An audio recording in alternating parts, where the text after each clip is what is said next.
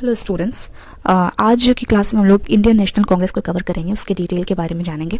और जैसा कि हम लोगों ने कल की क्लास में इंडियन एसोसिएशन के बारे में पढ़ा था कि जो इंपॉर्टेंट और मेजर एसोसिएशंस थे जो कि 1857 के रिवोल्ट के बाद उस वक्त के इंटेलेक्चुअल्स और नेशनलिस्ट ने जो नीड महसूस की कि एक बहुत सारी एसोसिएशंस बननी चाहिए हमारी कंट्री में, उसकी ज़रूरत है। और इसी कड़ी में जो बहुत सारी एसोसिएशंस बनी थी जो कि आवाज़ उठाने वाली एसोसिएशंस थी हमारे इंडियन प्रॉब्लम्स की और इंडियन किसानों की, इंडियन पब्लिक्स की, और उस वक्त के जो लोग थे जो तबे और ऑपरेस्ड लोग थे, उसके लिए बहुत सारी एसोसिएशन बनी।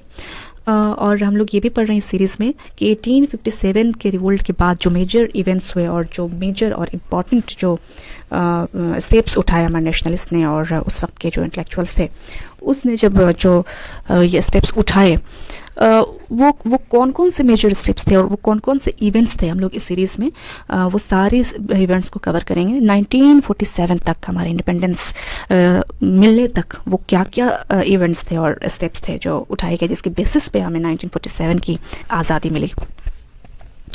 और इन सारे सीरीज़ को कवर करते हुए जो इम्पोर्टेंट टॉपिक्स है वो हम लोग इसमें पढ़ेंगे और इन 1857 के रिवोल्ट के बाद 1947 तक को हम लोग कनेक्ट करेंगे इवेंट्स के द्वारा।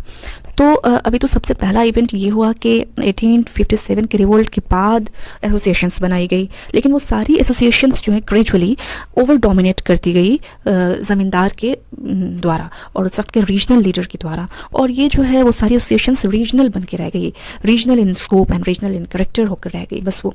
और उसमें पैन इंडिया वो एसोसिएशन नहीं बन सकी उसमें से एक भी, जिसमें से पूरे इंडिया के लोग एक प्लेटफॉर्म पे गैदर हो सके और यूनाइट हो सके। सो ग्रेजुअली एक नीड महसूस हुई कि एक पैन इंडिया एसोसिएशन बननी चाहिए जिस पर पूरे इंडिया की जो भी प्रॉब्लम्स हैं इंडिया के लोगों की, वो एक प्लेटफॉर्म पे यूनाइटेड आवाज़ उठे और गवर्नमेंट को झुकना पड़े उस चीज़ों पे।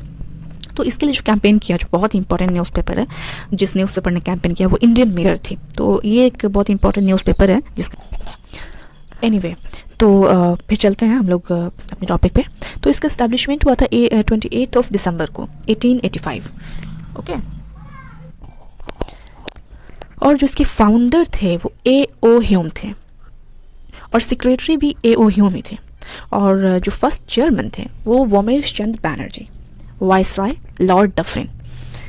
लॉर्ड डफरिन उस वक्त के जो वाइसराय थे, उन्होंने जो मतलब इसमें सपोर्ट तो किया इंडियन नेशनल कांग्रेस को बनने में, लेकिन बाद में उन्होंने ही इसको माइक्रोस्कोपिक माइनॉरिटी बताया। और उनका कोट है, ये बहुत ही इंपॉर्टेंट है कि माइक्रोस्कोपिक माइनॉरिटी किसने कहा और किसको कहा। अगर लॉर्ड डफरिन ने कहा तो किसको कहा था, तो इंडियन नेशनल कांग्रेस को बताया था। उनके कहने का ये मतलब था कि जो इंडियन नेशनल कांग्रेस बाद में बहुत ही माइक्रोस्कोपिक माइनॉरिटी बन गई थी, जिसमें जो दिग्गज नेता थे उनका डोमिनेशन ज़्यादा था, उनकी बातें ज़्यादा चलती थी और जो बाकी आम जनता की चीज़ें थी वो कम कवर हो रही थी। इसलिए उन्होंने ये एक क्रिटिसाइज़ किया था नेगेटिव वे में कि माइक्रोस्कोपिक माइनॉरिटी किसने कहा था इंडियन नेशनल कांग्रेस को, तो वो लॉर्ड डफरिन ने कहा था। सेकेंड इंपॉर्टेंट चीज़ ये थी कि नंबर ऑफ मेंबर्स उसमें कितने थे।